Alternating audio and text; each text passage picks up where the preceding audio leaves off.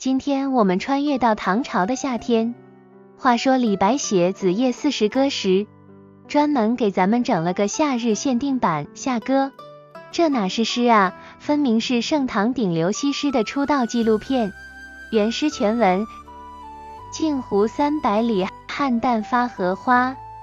五月西施采，人看爱若耶。回舟不待月，归去越王家。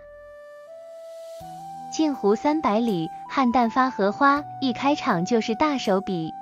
300里镜湖铺满荷花，这场景比现在的普罗旺斯薰衣草田还夸张。李白这镜头语言绝了，先给个上帝视角的全景，波光粼粼的湖面被粉白荷花覆盖，像不像现代无人机拍摄的花海特效？接着突然切到西施的特写，素手轻挽莲蓬，绿罗裙与荷叶同色，这不就是唐代版的荷花仙子直播？重点来了，五月西施采，人看爱若耶。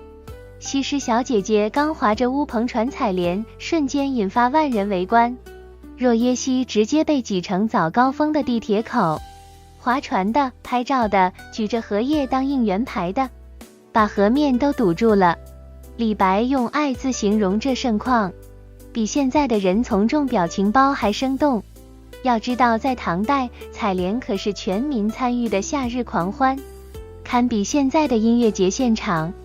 都说出名要趁早，西施更绝，采莲当天就被越王的星探盯上了。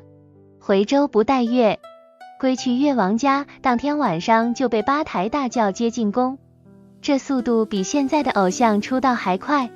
不过人家可不是花瓶，勾践早就瞄准了她的美貌当秘密武器。李白在这里留了个悬念，为啥西施不直接去吴国，反而先回越王家？其实这里藏着大谋略，勾践要亲自验收产品，还安排了专业团队给西施进行3个月封闭式特训，学吴语、练礼仪、研究吴王喜好。这首诗最绝的是把自然景观和历史隐喻玩得团团转。满湖荷花既是夏日限定美景，又是西施命运的隐喻，盛开时万众瞩目，凋谢后成为政治工具。